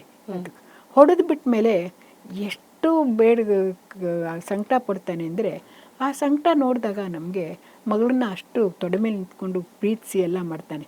ಕಿಂಗ್ ಲಿಯರ್ನಲ್ಲಿ ಕಾರ್ಡಿಲಿಯಾ ತಂದೆ ಸಂಬಂಧ ಅಂತೆಲ್ಲ ಅದು ತಕ್ಷಣ ನಮಗೆ ಬರುತ್ತೆ, ಅಲ್ಲೋ ಇಲ್ಲಿ ಹಿಂಗೆ ಆಗಿತ್ತಲ್ಲ ಅಂತಂದ್ಬಿಟ್ಟು. ನನಗೆ ಅದು ಓದಿದಾಗ ತುಂಬ ಆಶ್ಚರ್ಯ ಆಗೋಯ್ತು. ಅಯ್ಯೋ, ಇದರಲ್ಲಿ ವೆಂಕಟರಮಣೆಯಲ್ಲಿ ಕಿಂಗ್ ಲಿಯರಲ್ಲಿ ಈ ಭಾವನೆಗಳೆಲ್ಲ ಇದೇ ಥರ ಬಂದಿದೆಯಲ್ಲ, ತಂದೆ ಮಕ್ಕಳು ಸಂಬಂಧ ಹೀಗೆ ಬಂದಿದೆಯಲ್ಲ ಅಂತ ನನಗೊಂಥರ ಆಶ್ಚರ್ಯ ಆಯಿತು. ಅದು ಒಂದಾಯ್ತಾ. ಹೀಗೆ ಇನ್ನೊಂದು ಇವನು ಹುಚ್ಚಿಡ್ದಂಗೆ ಆಗುತ್ತೆ. ವೆಂಕಟರಮಣಯ್ಯ ಹುಚ್ಚಿಡಿತ್ತೆ, ಏನೇನೋ ನಾನೇ ವಸಿಷ್ಠ, ಅವಳೆ ಅರುಂಧತಿ ಅಂತೆಲ್ಲ ಬಡ್ಬಡಿಸ್ತಾ ಇರ್ತಾನೆ. ಇದನ್ನು ಮ್ಯಾಕ್ಬೆತ್ತಲ್ಲಿ ಲೇಡಿ ಮ್ಯಾಕ್ಬೆತ್ ಬರ್ತಾಳೆ, ಸ್ಲೀಪ್ ವಾಕಿಂಗ್ ಸೀನ್ ಅಂತ ಬರುತ್ತೆ. ಆ ಸ್ಲೀಪ್ ವಾಕಿಂಗ್ ಸೀನ್ನಲ್ಲಿ ಅವಳು ಹಾಗೇನೇ ಏನೇನೇನೇನೋ ತಾನು ಮಾಡಿದ ಕೃತ್ಯಗಳನ್ನೆಲ್ಲ ಜ್ಞಾಪಿಸ್ಕೋತಾಳೆ. 7 ಸಮುದ್ರದ ನೀರು ತಂದ್ರೂ ನನ್ನ ಕೈ ಕ್ಲೀನ್ ಆಗಲ್ಲ ಅಂತ ಹೇಳ್ಕೊತಾಳೆ, ಇದೆಲ್ಲ ಹೇಳ್ತಾಳೆ. ಅದು ಸ್ಲೀಪ್ ವಾಕಿಂಗು, ಸ್ಲೀಪಲ್ಲಿ ಬರೋ ಅಂಥದ್ದು. ಇಲ್ಲಿ ವೆಂಕಟರಮಣಯ್ಯ ಎಚ್ಚರ ಇರುವಾಗಲೇ ನಾನು ವಸಿಷ್ಠ, ಇವಳು ಅರುಂಧತಿ, ನಾನು ಹಾಗೆ ಹೀಗೆ ಅನ್ಕೋತಿರ್ತಾನಲ್ಲ, ಇದು ಅಲ್ಲಿಗಿಂತ ಒಂದು ಮುಂದೆ ಬಂದ್ಬಿಡ್ತಲ್ಲ. ಇದು ಹೇಗೆ ಇಷ್ಟೊಂದು ಸಿಮಿಲಾರಿಟಿ ಹೇಗೆ ಸಾಧ್ಯ ಆಯಿತು ಅಂತ ನನಗೆ ಈ ಥರದ್ದೆಲ್ಲ ಆಶ್ಚರ್ಯ ಆಗ್ತಾ ಇತ್ತು. ಹೀಗೆ ಪ್ರತಿಯೊಂದು ಯಾವುದ್ರಲ್ಲಾರ ನೋಡು ಯಾವುದೋ ಮಿತ್ತುಗಳು ಬರ್ತಾನೆ ಇರುತ್ತೆ. ಇದು ಒಂದು ಲೆಜೆಂಡ್ ಆಗ್ಬೋದು, ಅದು ಬರುತ್ತೆ, ಒಂದು ಲೆಜೆಂಡ್ ಬರುತ್ತೆ, ಬ್ರಹ್ಮ ಹೀಗೆ ಬರ್ದೋದ ಅಂತೆಲ್ಲ ಬರುತ್ತೆ ನೋಡೋ ಕಥೆಗಳು ಎಲ್ಲ ಹೇಗೆ ಉಪಯೋಗಿಸ್ಕೋತಾರೆ. ಮತ್ತು ರಿಚುಯಲ್ಸು, ಪ್ರತಿಯೊಂದು ರಿಚುಯಲ್ಸೂ ಇಲ್ಲಿ ಬರುತ್ತೆ. ಯಾಕೆ ಬರ್ದಿದ್ದಾರೆ ಅಂದರೆ ನಮ್ಮಲ್ಲಿ ಹೀಗೆ ನಡೀತಾ ಇತ್ತು, ಈಗೇನಾಗಿದೆ, ಹೀಗೆ ಪ್ರತಿಯೊಂದೂ ಬರ್ತಾ ಇರೋದ್ರಿಂದ ನಮಗೆ ಒಂದು ಹಿಂದಿನ ಒಂದು ಇದು ಬರುತ್ತೆ. ರೇಣುಕೆ ಮಿತ್ತಾಗ್ಬೋದು, ಎಲ್ಲನೂ ಬರ್ತಾ ಹೋಗುತ್ತೆ ಇಲ್ಲಿ ಹೀಗೆ. ಆಮೇಲೆ ಡಿಮಿಸ್ಟಿಫಿಕೇಶನ್ ಅಂದಾಗ ಪೌರಾಣಿಕ ಪಾತ್ರಗಳು, ಈ ಪೌರಾಣಿಕ ಪಾತ್ರಗಳನ್ನ ಮ್ಯಾಥ್ಯೂ ಆರ್ನಾಲ್ಡ್ ಅಂತ ಅವನು ಹೇಳ್ತಾನೆ. ಅವನು ಯಾವುದೋ ಈ ಪಾತ್ರಗಳನ್ನ ಆವರಿಸೋರೋ ಅಂತ ಒಂದು ಪ್ರಭಾವಲಯನ ಭೇದಿಸ್ತೀರಾ ಹೋದರೆ ನಮಗೆ ನಿಜ ಏನು ಅಂತ ಅರ್ಥ ಆಗಲ್ಲ. ನಿಜ ನಮಗೆ ಗೊತ್ತಾಗಬೇಕು ಅಂದರೆ ಅದನ್ನು ಆವರಿಸ್ಕೊಂಡಿರುವಂಥ ಪ್ರಭಾವಲಯನ ಒಡೆದು ಒಳಗಡೆ ಹೋಗಿ ನೋಡಬೇಕು. ನೋಡಿದಾಗ ಅವಾಗೆ ಅಲ್ಲಿರೋದು ನಮ್ಮಂಥವರೇ ಜನಗಳು, ನಮ್ಮಂಥ ಮನುಷ್ಯರು, ನಮಗಿರೋವಂಥ ಭಾವಾವೇಶಗಳೇ ಅಲ್ಲಿರೋದು ಅಂತ ನಮ್ಗೆ ಅರ್ಥ ಆಗುತ್ತೆ. ಇಲ್ಲ ಅಂದರೆ ದ್ರೌಪದಿ ಕುಂತಿ ಗಾಂಧಾರಿನ ಚಿತ್ರಿಸೋಕ್ಕೆ ಸಾಧ್ಯ ಆಗ್ತಾ ಇರಲಿಲ್ಲ. ಕಾರಣ ಏನು ಅಂದರೆ ಹೆಣ್ಣಿನ ಮನಸ್ಸು ಏನು, ಅವಳ ತುಡಿತಗಳು ಹೇಗಿರುತ್ತೆ ಅನ್ನೋದನ್ನು ನಾವು ಕುಂತಿಲೂ ಕಾಣ್ತೀವಿ ಮತ್ತು ಗಾಂಧಾರಿಲೂ ಕಾಣ್ತೀವಿ. ಗಾಂಧಾರಿ ಕಡೆಯಲ್ಲಿ ಒಂದು ಸತಿ ಅಂತಾಳೆ, ನಾನೂ ಈ ಥರ ನಿಯೋಗ ಮಾಡಿಸ್ಕೊಂಡು ಒಂದೆರಡು ಒಳ್ಳೆ ಮಕ್ಕಳನ್ನ ಹೆತ್ತಿದ್ರೆ ಆಗಿತ್ತಲ್ಲ ಕುಂತಿ ಹತ್ತಿರ ಅಂತ ಅನ್ಕೋತಾಳೆ. 100 ಮಕ್ಕಳು ಸತ್ತೋದ್ಮೇಲೆ ಅವಳಿಗನ್ಸುತ್ತೆ. ಅದು ಈ ಥರ ಒಂದು ಭಾವನೆಗಳನ್ನು ಕೊಡೋದಿದೆಯಲ್ಲ, ಅದು ಅಭಿಜಾತ ಕಲಾಕಾರನಿಗೆ ಮಾತ್ರ ಸಾಧ್ಯ ಅಂತ ನನಗನ್ಸುತ್ತೆ. ಹೌದು ಮೇಡಮ್, ಅದಕ್ಕೆ ತಾವು ಹೇಳೋದು 100% ನಿಜ. ಅವರ ಒಂದು ಸಾಹಿತ್ಯದ ಅನನ್ಯತೆ ಏನಿದೆ ಅದನ್ನು ನಾವು ಅಲ್ಲಿ ಬರೋದು ಮನುಷ್ಯನ ಹೃದಯದಲ್ಲಿ ನಡೆಯೋ ತಾಕ್ಲಾಟಗಳು, ಮನುಷ್ಯನಲ್ಲಿರೋ ಅಂಥ ಕೋಪ, ಪ್ರೀತಿ, ಪ್ರೇಮ, ದ್ವೇಷ ಇವುಗಳೆಲ್ಲನೂ ಬಸ್ ಸಾಕ್ಷಿ ಒಂದೇ ಸಾಕು. ಅಲ್ಲಿ ಆ ಮಂಜಯ್ಯನಂಥ ಕೆಡಕ ಇನ್ಯಾರೂ ಇಲ್ಲ, ಆ ನಾಗಪ್ಪನಂಥ ಜುಗ್ಗ ಇನ್ಯಾರೂ ಇಲ್ಲ. ಅವೆರಡು ಪಾತ್ರಕ್ಕೂ ಒಂಥರ ವಿರುದ್ಧವಾಗಿ ರಾಮಕೃಷ್ಣಯ್ಯ ಬರ್ತಾನೆ. ಇವನು ಲೈಂಗಿಕ ದಾಹ ಮಂಜಯ್ಯಂಗೆ, ಇವನಿಗೆ ಆರ್ಥಿಕ ದಾಹ. ಎರಡಕ್ಕೂ ಅವನು ಕೌಂಟರ್ ಮಾಡೋ ಹಾಗೆ ಇವರಿಬ್ಬರಿಗೂ ಗತಿ ಕಾಣಿಸೋನು ಅವನೇ ಆಗ್ತಾನೆ. ನನಗೂ ಇವತ್ತಿಗೂ ಕೂಡ ನನಗೆ ರಾಮಕೃಷ್ಣಯ್ಯನಂಥ ಪಾತ್ರ ಬೇರೆ ಯಾರು ಸೃಷ್ಟಿಸೋಕ್ಕೂ ಆಗಲ್ಲ. ಶ್ರೋತ್ರಿಯರಿಗಿಂತ ಒಂದು ಕೈ ಮಿಗಿಲಾಗಿದ್ದಾನೆ ಅವನು ಅನಿಸುತ್ತೆ. ಓದಿದೆಯಲ್ವಾ ಸಾಕ್ಷಿ? ಸಾಕ್ಷಿ ಹಾಗನ್ಸುತ್ತೆ ನನಗೆ. ಹೌದು ಮೇಡಮ್, ಅವನು ಎಲ್ಲ ಇವರು ನನ್ನ ಮನಸ್ಸಿನಲ್ಲಿರೋ ಎಲ್ಲ ದ್ವೇಷನೂ ಕರ್ಮ ಮಾಡಿ ಮಾಡಿ ಮಾಡಿ ಕಳ್ಕೋಬೇಕು ಅಂತ ಅವನಿಗೂ ನಾಗಪ್ಪಂಗೂ ಕರ್ಮ ಮಾಡ್ತಾನೆ, ಆ ಮಂಜಯ್ಯಂಗೂ ಕರ್ಮ ಮಾಡ್ತಾನೆ. ಅವನ ತಾಯಿ ಜೊತೆ ಈ ಥರ ಅನೈತಿಕ ಸಂಬಂಧ ಇಟ್ಕೊಂಡು ಆಮೇಲಿಂದ ತಿರ್ಗಾ ನಮ್ಮ ಸಂಸಾರಕ್ಕೂ ಹಾಳು ಮಾಡ್ದ ಅಂತ ಅಂದ್ಕೊಂಡ್ರು ಕೂಡ ಅವನು ಅದನ್ನು ಕ್ಷಮಿಸಿ ಮಾಡ್ತಾನೆ. ಇಟ್ ಈಸ್ ಸೋ ಗ್ರೇಟ್ ಅಂತಾರ. ಹೌದು, ಅಲ್ಲೂ ಮಿತ್ತುಗಳು ಮತ್ತೆ ಬರುತ್ತೆ ನೋಡು, ಯಮಲೋಕ, ಚಿತ್ರಗುಪ್ತ, ಇವರೆಲ್ಲ ಅಯ್ಯೋ ಇಲ್ಲ ಅವರು ಏನೋ ಯಾವ್ಯಾವ ಪಾತ್ರಗಳನ್ನ ಮೂಲಕ ಅವರು ಏನೇನು ಸಂದೇಶಗಳನ್ನ ಸಮಾಜಕ್ಕೆ ಕೊಡ್ತಾ ಹೋಗ್ತಾರೆ ಅನ್ನೋದು ಬಹಳ ಮುಖ್ಯ. ಅವ್ರು ಒಂದ್ ಕಡೆ ಹೇಳಿದ್ರಲ್ಲ, ಸಾವನಂತ ಒಂದು ಪ್ರಚೋದಕ ಶಕ್ತಿ ಯಾವುದೂ ಇಲ್ಲ ಅಂತ ಹೇಳ್ತಾರೆ. ಇದು ಅವರು ಅದೇ ಇಬ್ರು ಮಕ್ಕಳು ತಮ್ಮಂದರು ಸತ್ರು, ಒಬ್ಬ ತಮ್ಮನ್ನ ತಾವೇ ಹೊತ್ಕೊಂಡು ಹೋಗಿ ಮಾಡಿದ್ರು, ಎಲ್ಲ ಬರುತ್ತೆ ಜೀವನಾನುಭವ. ಆ ಸಾವಿನ ಬಗ್ಗೆ ಅವ್ರಿಗೆ ತುಂಬಾ ಒಂಥರ ಇದಿರುತ್ತೆ. ಭೈರಪ್ಪನವ್ರಿಗೆ ಮೌಲ್ಯ ಪ್ರಜ್ಞೆ ಹೇಗೆ ಮೇಡಮ್ ಅದು ಬಂದಿದ್ದು? ಅವರ ಬರವಣಿಗೆಯಲ್ಲಿ ಅದು ಎದ್ದು ಕಾಣುತ್ತೆ, ಅದ್ರ ಬಗ್ಗೆ ಒಂದು ತಿಳಿಸ್ಕೊಡಿ ಮೇಡಮ್. ಮೊದಲಿಂದನೂ ಅವ್ರಿಗೆ ತಾಯಿ ಪ್ರಭಾವ ಬಹಳ ಇತ್ತು. ಅವ್ರ ತಾಯಿ ಯಾವತ್ತೂ ಮೌಲ್ಯಕ್ಕೆ ತುಂಬ ಬೆಲೆ ಕೊಡ್ತಾ ಇದ್ರು. ಮಕ್ಕಳುಗಳಿಗೆ ಯಾವತ್ತೂ ಒಂದು ಸುಳ್ಳು ಹೇಳಬಾರ್ದು, ಇನ್ನೊಬ್ರಿಗೆ ಪದಾರ್ಥ ತಗೊಳ್ಬಾರ್ದು ಅನ್ನೋದನ್ನ ಚಿಕ್ಕ ಮಕ್ಕಳಿಂದ ಕಲಿಸ್ತಾ ಇದ್ರು. ಆಮೇಲಿಂದ ಅವರು ಸೋದರ ಮಾವನ ಮನೆಗೆ ಹೋಗ್ಬಿಟ್ರು, ಅಲ್ಲಿ ಬೇಕಾದಷ್ಟು ಹಿಂಸೆ ಪಟ್ಟರು, ಅದೆಲ್ಲ ಗೊತ್ತಿರೋದೇನೇನೆ. ಆಮೇಲೆ ಇವರು ಓದಕ್ಕೆ ಹೋಗ್ತಾರೆ. ಹೋದಾಗ ಅದೆಲ್ಲ ಬೇರೆ ಗೊತ್ತಲ್ಲ, ಬೊಂಬಾಯಿಗೆ ಹೊರಟೋಗಿದ್ರು, ಅಲ್ಲೇನೇನೋ ಮಾಡಿ ಕಡೆಗೆ ಬಂದರು. ಇಲ್ಲಿ BA ಆನರ್ಸಲ್ಲಿ ಓದ್ತಾ ಇದ್ದಾಗ ಶಾಂತ ಅಂತ ಅವರೊಬ್ಬರು ಮೇಡಮ್ ಇರ್ತಾರೆ. ಅವ್ರಿಗೆ ಅವ್ರ ತಂದೆ ತಿರುಮಲಾಚಾರ್ಯು ಅಂತ ಲಾಯರ್ ಆಗಿರ್ತಾರೆ. ಇವರು ತುಂಬ ಭೈರಪ್ಪನವ್ರನ್ನ ತುಂಬ ಹಚ್ಕೊಂಡಿರ್ತಾರೆ. ಇವರು ಅಮ್ಮನ ಮಗನ ಥರ ನೋಡ್ತಾ ಇರ್ತಾರೆ ಇವರು. ಆವಾಗ ಏನಾರ ಒಂದು 10-15 ರೂಪಾಯಿ ಬೇಕು ಅಂತಂದರೆ ತಿರುಮಲಾಚಾರ್ಯರ ಹತ್ರ ಇಸ್ಕೋತಾ ಇರ್ತಾರೆ, ವಾಪಸ್ ಕೊಡ್ತಾ ಇರ್ತಾರೆ, ಹೀಗಿರ್ತಾರೆ. ಅದು ಇವರೇನು ಬೇರೆ ಪಾಠ ಗೀಟ ಹೇಳಿ ಎಲ್ಲ ಮಾಡ್ತಿರ್ತಾರಲ್ಲ. ಆಗ BA ಆನರ್ಸ್ ಪರೀಕ್ಷೆಗೆ 50 ರೂಪಾಯಿ ಫೀಸ್ ಕಟ್ಟಬೇಕಾಗಿರುತ್ತೆ. ದುಡ್ಡಿರೋದಿಲ್ಲ, ಏನು ಮಾಡೋದು ಅಂತ ಗೊತ್ತಾಗೋದಿಲ್ಲ. ಬಂದು ತಿರುಮಲಾಚಾರ್ಯನ ಕೇಳ್ತಾರೆ. ಅವಾಗ ಅವ್ರ ಹತ್ರನೂ ತಕ್ಷಣ ದುಡ್ಡಿರಲಿಲ್ವಂತೆ. ಚೆಕ್ ಕೊಡ್ತೀನಪ್ಪ, ಚೆಕ್ ತೊಗೊಂಡು ಹೋಗು, ಅಲ್ಲಿ ಇದು ಮ್ಯಾನೇಜರ್ಗೆ ಪತ್ರ ಕೊಡ್ತೀನಿ, ತೊಗೊಂಡು ಹೋಗಿ ಕೊಟ್ಬಿಟ್ಟು ದುಡ್ಡು ತಗೋ, ಆಮೇಲೆ ಜಾನಕ್ಕೆ ಕೊಡು ಅಂತಿದ್ದಾರೆ. ಸರಿ, ಅಲ್ಲಿ ಹೋಗತ್ಲೂ ಕೆನರಾ ಬ್ಯಾಂಕಿಗೆ ಹೋಗ್ತಾರೆ ಮೈಸೂರಲ್ಲಿ, ಸಯಾಜಿರಾವ್ ರೋಡ್ ಅಂತೆ. ಅಲ್ಲಿ ಕೊಡ್ತಾರೆ ಚೆಕ್. ಕೊಡತ್ಲೂ ಸರಿ ಅಂದ್ಬಿಟ್ಟು ಅವರು ಮ್ಯಾನೇಜರೇ ಬಂದುಬಿಟ್ಟು ಇವರು ಕ್ಯಾಶಿಯರ್ ಹತ್ರ ಬಂದು ಟೋಕನ್ ಕೊಡಿಸಿ, ಸರಿ ದುಡ್ಡು ತೊಗೊಂಡು ಹೋಗು ಅಂತ ಹೇಳ್ತಾರೆ. ದುಡ್ಡು ತೊಗೊಂಡು ಬರ್ತಾರೆ. ಇವ್ರಿಗೆ 50 ರೂಪಾಯಿ ಬೇಕಾಗಿರುತ್ತೆ. ಬಂದು ಮೆಟ್ಲಿಳಿದು ಬರ್ತಾ ಇದ್ರಂತೆ. ಅದೇನೋ ದುಡ್ಡು ಜಾಸ್ತಿ ಇದೆಲ್ಲ ಅನ್ನಿಸ್ತಾ, 10 ರೂಪಾಯಿ ನೋಟೇ ಎಣಿಸಿ ರೂಢಿ ನನಗೆ, ಇದೇನೋ ಜಾಸ್ತಿ ಇದ್ದಂಗಿದೆಯಲ್ಲ ಅಂದ್ಬಿಟ್ಟು ತೆಗೆದು ನೋಡ್ತಾರೆ. 100 ರೂಪಾಯಿ ನೋಟಂತೆ. ಒಂದು ತಕ್ಷಣ ಸಿಕ್ಕಾಪಟ್ಟೆ ಖುಷಿಯಾಗ್ಬಿಡ್ತು ನನಗೆ ಅಂತ ಅಂದ್ಕೊತಾರೆ. ಆಮೇಲೆ ನೋಡ್ತಾರೆ ₹100 ₹500 ₹450 ಜಾಸ್ತಿ ಸಿಕ್ಬಿಡ್ತಲ್ಲ, ಅಯ್ಯೋ ಅಂತ ಅಂದ್ಕೊಂಡು ಖುಷಿಯಾಗಿದ್ದು ತಕ್ಷಣ ಅಂದ್ಕೊಂಡಂತೆ ಅವರ ಸಂಬಂಧಿಕರೊಬ್ಬರು ಮೈಸೂರು ಬ್ಯಾಂಕಲ್ಲಿದ್ದು ಹೀಗೆ ಏನೋ ದುಡ್ಡು ಟ್ಯಾಲಿ ಆಗದಿರ ಸಾಯಂಕಾಲದಕ್ಕೆ ಮನೆಗೂ ಬರೋಕ್ಕಾಗ್ದಿರ ₹1000 ಕಟ್ಟೋಕ್ಕಾಗ್ದಿರ ಹೆಂಡತಿ ಒಡವೆಗಳು ಅದನ್ನೆಲ್ಲ ತರಿಸಿ ಕೊಟ್ಟು ಏನೇನೋ ಮಾಡಿ ಆಮೇಲೆ ರಾತ್ರಿಯೇ ಮನೆಗೆ ಬಂದ್ರು ಜ್ಞಾಪಕ ಬಂತಂತೆ. ಇವ್ರಿಗೆ ತಕ್ಷಣ ಒಂಥರ ಆಗ್ಬಿಡ್ತಂತೆ, ಅಯ್ಯೋ ನಾನು ಈ ದುಡ್ಡು ಇಟ್ಕೊಂಡ್ಬಿಟ್ರೆ ಆ ಕ್ಯಾಶಿಯರ್ ಗತಿ ಏನಾಗಬೇಕು ಅಂತ ಹೇಳಿಬಿಟ್ಟು ಆವಾಗ ಅದನ್ನ ತೊಗೊಂಡು ಕ್ಯಾಶಿಯರ್ಗೆ ವಾಪಸ್ ಕೊಡೋಕ್ಕೆ ಹೋದಂತೆ. ನೋಡಿ ನೀವು ಈ ಥರ ಕೊಟ್ಬಿಟ್ಟು ತುಂಬ ರಶ್ ಇತ್ತಂತೆ, ಹೋಗಯ್ಯ ಹೋಗು ಏನೇನೋ ಗಲಾಟೆ ಮಾಡಬೇಡ ನೀನು ಅಂದ್ರಂತೆ. ಅವ್ರು ಸುಮ್ಮನಾಗಲಿಲ್ಲ. ಆಮೇಲೆ ಮ್ಯಾನೇಜರ್ ಹತ್ರ ಹೋಗಿ, ನೋಡಿ ಸರ್ ಹೀಗಾಗಿದೆ, ಕ್ಯಾಶಿಯರ್ ಹತ್ರ ಹೋಗಿ ಕೊಡಲಿಲ್ಲ, ಹೀಗೆ ಇದು ₹400 ಕೊಟ್ಬಿಟ್ಟಿದ್ದಾರೆ ಅಂತ ಹೇಳಿದಂತೆ. ಸರಿ ನಾನು ನೋಡ್ಕೋತೀನಿ ಹೋಗು ಅಂದ್ಬಿಟ್ಟು ₹50 ಇವ್ರಿಗೆ ಕೊಟ್ಬಿಟ್ಟು ವಾಪಸ್ ಕಳಿಸ್ಬಿಟ್ರಂತೆ. ಆವಾಗ ಇವ್ರಿಗೆ ಮನಸ್ಸಲ್ಲಿ ಅಂತಂತೆ, ಅಯ್ಯೋ ಪ್ರಾಮಾಣಿಕತೆ ಅಂದರೆ ಏನು, ಪ್ರಾಮಾಣಿಕತೆ ಇಲ್ದಲೇ ಹೋದರೆ ಹೇಗೆ, ಈ ಮೌಲ್ಯ ಇರಬೇಕಲ್ವ, ನಾನು ಪ್ರಾಮಾಣಿಕನಾಗದಿದ್ರೆ ಹೇಗೆ ಅಂತ ಅಂದ್ಕೊಂಡು ಅದರಂತೆ. ಮಾರನೇ ದಿವಸ ಅವರು ತಿರುಮಲಾಚಾರ್ಯ ಮನೆಗೆ ಹೋದರೆ ಅವರು ಸ್ವಲ್ಪ ಬಗ್ಗು ಅಂದ್ರಂತೆ. ಅದಕ್ಕೆ ಬಗ್ಗಿದ್ರೆ ನೀನು ದೊಡ್ಡ ಮನುಷ್ಯ ಆಗ್ತೀನಿ ಅಂತ ತಲೆ ಮೇಲೆ ಕೈ ಇಟ್ರಂತೆ. ಅದಕ್ಕೆ ಏನು ಸರ್ ಏನು ಅವ್ನಿಗೆ ಗೊತ್ತಾಯಿತು ನಿನ್ನೆ ನೀವು ಮಾಡಿದ್ದು ಬಂದಿದ್ದರು ಮ್ಯಾನೇಜರ್ ಬಂದಿದ್ದರು, ತುಂಬ ಒಳ್ಳೆ ಕೆಲಸ ಮಾಡಿದೆ, ₹50 ಅವನಿಗೆ ಇನಾಮ್ ಕೊಡಿ ಅಂತ ಕೊಟ್ಟರು, ನಾನು ಬೇಡ ಅಂತ ಹೇಳಿದೆ ಅನ್ನಂತೆ. ಆವಾಗ ಅವರೊಂದು ಮಾತು ಹೇಳಿದ್ರಂತೆ, ಪ್ರಾಮಾಣಿಕತನಕ್ಕೆ ಇನಾಮ್ ಕೊಟ್ಟರೆ ಪ್ರಾಮಾಣಿಕನಾಗಿರಬೇಕಾದ್ದು ನನ್ನ ಕರ್ತವ್ಯ ಏನಲ್ಲ ಅಂತ ಅನ್ನಿಸ್ಬಿಡುತ್ತೆ. ಅದಕ್ಕೆ ಇನಾಮನ ಅವಶ್ಯಕತೆ ಇಲ್ಲ. ಇನಾಮ್ ಅದು ಒಂದು ಮೌಲ್ಯ, ಅದು ನಾವು ಅಳವಡಿಸ್ಕೊಳ್ಳಬೇಕು. ಅವತ್ತು ನನ್ನ ಮನಸ್ಸಲ್ಲಿ ಈ ಮೌಲ್ಯ ಪ್ರಜ್ಞೆ ಚೆನ್ನಾಗಿ ಮೂಡ್ತು.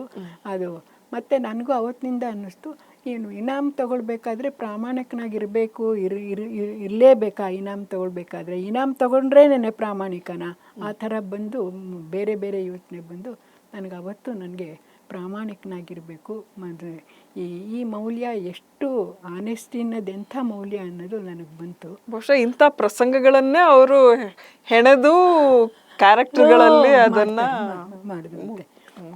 ಹೀಗೆ ಇದೊಂದು ಅವರು ಯಾವತ್ತೂ ನನಗೆ ಅವ್ರಿಗೆ ಬಂದಿದ್ದು ಬಹುಮಾನ ಎಲ್ಲನೂ ಅಲ್ಲಲ್ಲೇ ಕೊಟ್ಟು ಬಿಡ್ತಿದ್ರಲ್ಲ, ಅದೆಲ್ಲನೂ ಬರುತ್ತೆ.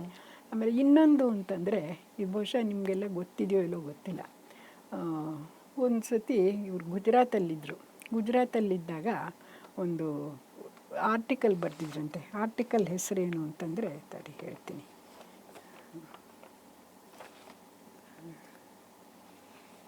ಅಲ್ಲಿ ಫಿಲಾಸಫಿ ಪ್ರೊಫೆಸರ್ ಆಗಿರ್ತಾರೆ. ಹೌದು. ಅದರಲ್ಲಿ ಮಿಸ್ಟಿಸಿಸಮ್ ಇನ್ ಸಬ್ಲಿಮಿಟಿ ಅಂತ ಒಂದು ಆರ್ಟಿಕಲ್ ಬರೀತಾರೆ. ಅದು ಒಂದು ಲೇಖನ, ಅದು ಇಂಟರ್ನ್ಯಾಷನಲ್ ದರ್ಶನ್ ಇಂಟರ್ನ್ಯಾಷನಲ್ ಅಂತ ಒಂದು ಪೇಪರ್ ಇರುತ್ತೆ, ಮ್ಯಾಗ್ಝೈನ್ ಇರುತ್ತೆ. ಆ ಮ್ಯಾಗ್ಝೈನಲ್ಲಿ ಬಂತಂತೆ. ಆ ಮ್ಯಾಗ್ಝೈನು ಥ್ರೂಔಟ್ ದ ವರ್ಲ್ಡ್ ಸರ್ಕ್ಯುಲೇಟ್ ಆಗ್ತಾ ಇತ್ತಂತೆ. ಅಮೇರಿಕಕ್ಕೂ ಹೋಗಿದೆ. ಅಮೇರಿಕಾದಲ್ಲಿ ಒಬ್ಬಳು ಹೆಣ್ಮಗಳು ಈ ಆರ್ಟಿಕಲ್ ನೋಡಿಬಿಟ್ಟು ಒಂದು ಕಾಗದ ಬರೆದ್ಲಂತೆ, ನಾನು ಜೀವನದಲ್ಲಿ ತುಂಬ ನೊಂದ್ಬಿಟ್ಟಿದ್ದೀನಿ, ಈ ಆರ್ಟಿಕಲ್ ನೋಡಿ ನನಗೆ ಬಹಳ ಮನಸ್ಸಿಗೆ ಸಮಾಧಾನ ಆಗಿಬಿಡ್ತು, ನೀವು ಇಲ್ಲಿ ಬಂದರೆ ನಿಮ್ಮನ್ನು ಜೆ ಕೃಷ್ಣಮೂರ್ತಿಗಳ ಥರ ವಿಶ್ವಗುರುವಾಗಿ ಮಾಡ್ತೀನಿ, ಮತ್ತು ನನಗೆ ಮನಸ್ಸಿಗೆ ತುಂಬ ನೋವಾಗಿದೆ, ನಿಮ್ಮ ಫಿಲಾಸಫಿ ಗೈಡೆನ್ಸ್ ನನಗೆ ಬೇಕಾಗುತ್ತೆ, ನೀವು ಬರೋಕ್ಕಾಗಲ್ಲ ಅಂದರೆ ನಾನೇ ಬರ್ತೀನಿ, ಬೇಕಾದ್ರೆ ನನ್ನ ಹತ್ರ ಮಿಲಿಯನ್ ಗಟ್ಟಲೆ ದುಡ್ಡಿದೆ, ನನಗೆ ಮನಃಶಾಂತಿ ಇಲ್ಲ, ದಯವಿಟ್ಟು ಬರ್ತೀರಾ ಅಂದ್ಬಿಟ್ಟು. ಅವಾಗ ಇವ್ರಿಗೆ ಕಾಗ್ದನ ದವೆ ಅಂತ ಒಬ್ಬ ಲೆಕ್ಚರರ್ ಇರ್ತಾನೆ, ಇವ್ರ ಜೊತೆಲಿ ಇಂಗ್ಲೀಷ್ ಲೆಕ್ಚರರ್, ನೋಡೋ ಹೀಗೆ ಕಾಗದ ಬಂದಿದೆ ಅಂತೆ. ಎಲ್ಲ ಬಿಟ್ಟು ಹೋಗೋ ನೀನು ಸ್ಟುಪಿಡ್ಡು, ಇಲ್ಲಿ ಯಾಕಿರ್ತೀಯ, ಅಷ್ಟೊಂದೆಲ್ಲ ದುಡ್ಡು ಕೊಡ್ತಾರೆ, ಇಲ್ಲಿ ಏನಿದೆ ಅಂತ ಇರ್ತೀವಿ, ಹೋಗು ಅಂದ್ರಂತೆ. ಇಲ್ಲಪ್ಪ ನನಗೆ ಹೋಗೋಕ್ಕಾಗಲ್ಲಂತೆ. ಯಾಕೋ ಹಿಂಗೆ ಮತ್ತೆ ಕಾಗದ ಬರೀತಲು ತಿರ್ಗಾ ಹಾಗೆ ಅಂತೆ, ಇಲ್ಲಪ್ಪ ನನಗಾಗಲ್ಲ, ನನಗೆ ಈಗಿನ ಮದುವೆ ಆಗಿದೆ, 2 ಪುಟ್ಟ ಮಕ್ಕಳಿವೆ, ಈಗೇನೋ ಕನ್ನಡದಲ್ಲಿ ಒಂಚೂರು ಏನೋ ನಾವೆಲ್ಸ್ ಎಲ್ಲ ಬರಿತಾ ಇರ್ತೀವಿ, ನಮ್ಮ ದೇಶ ಎಲ್ಲ ಬಿಟ್ಟು ನಾನು ಯಾಕೆ ಹೋಗಲಿ ಅಲ್ಲಿ ಅಂತ ಹೇಳಿದ್ರಂತೆ. ನಾನು ಅವಾಗ ಹೇಳಿದೆ, ವಿಶ್ವಗುರು ಆಗದಿದ್ರು ಹೋಗಲಿ, ನಮ್ಮ ಕರ್ನಾಟಕಕ್ಕೆ ವಿಶ್ವ ಸಾಹಿತಿಯಾಗಿ ಉಳಿದ್ರಲ್ಲ ಅಷ್ಟು ಸಾಕು. ಹೌದು, ನೀವು ಹೇಳಿದ್ದು 100ಕ್ಕೆ 100 ಸತ್ಯ ಮೇಡಮ್. ಅವರು ನಮ್ಮ ಕನ್ನಡದ ವಿಶ್ವ ಸಾಹಿತಿ ಅಲ್ವಾ? ಹೌದು ಹೌದು. ಜಾಗತಿಕ ಮಟ್ಟದಲ್ಲಿ ನಮಗೆ ಕನ್ನಡಕ್ಕೆ ಎಲ್ಲರೂ ನಮ್ಮ ಸಾಹಿತಿಗಳು ಒಂದಲ್ಲ ಒಂದು ರೀತಿಯಲ್ಲಿ ಜಾಗತಿಕ ಸಾಹಿತಿಗಳು, ಮಾಸ್ತಿ ಆಗ್ಬೋದು, ಕಾರಂತರ ಆಗ್ಬೋದು, ಪುತಿನ ಆಗ್ಬೋದು, ಕುವೆಂಪು ಎಲ್ಲರೂ ವಿಶ್ವ ಮಟ್ಟದಲ್ಲಿ ಒಂಥರ ಹೆಸರು ಮಾಡೋರೇನೇನೆ ಅವ್ರು ಬೇಂದ್ರೆ, ಹೆಗಲಣೆಯಾಗಿ ನಿಲ್ಲೋ ಅಂಥವ್ರು ಅಂದರೆ ಇವ್ರುಗಳೆಲ್ಲಾನು. ಅದಕ್ಕೆ ನಮಗೆ ಅಷ್ಟೊಂದು ಜ್ಞಾನಪೀಠಗಳು ಒಲಿದು ಬಂದಿರೋದು, ಅರಸಿ ಬಂದಿರೋದು ಅದಕ್ಕೋಸ್ಕರನೇ ಅಂತ ಹೇಳ್ತಾ. ಮೇಡಮ್ ಧನ್ಯವಾದಗಳು. ತಾವು ಇಷ್ಟೊತ್ತು ಏನು ದಣಿವರಿಯದೆ ಮಾತಾಡಿದಿರಿ, ಲೆಕ್ಕಕ್ಕಿಟ್ಕೊಳ್ದೆ. ನಮಗೆ ಬಹಳ ಖುಷಿ ಆಯ್ತು ತಾವು ನಮ್ಮ ಸ್ಟುಡಿಯೋಗೆ ಬಂದು. ಏನು ನಿಮ್ಮ ವಿಶ್ವಾಸ ಅಷ್ಟೇ ಅಮ್ಮ, ನನಗೂ ತೋಚಿದ್ದು ಒಂದೆರಡು ಮಾತಾಡಿದೆ ಅಷ್ಟೇ. ಸಂಯುಕ್ತ ಕರ್ನಾಟಕ ಯೂಟ್ಯೂಬ್ ಚಾನೆಲ್ ಹಾಗೂ ವೀಕ್ಷಕರು ತಮಗೆ ಆಭಾರಿ ಮೇಡಮ್. ನಮಸ್ಕಾರ ಮೇಡಮ್. ನಮಸ್ಕಾರ. ನಮಸ್ಕಾರ.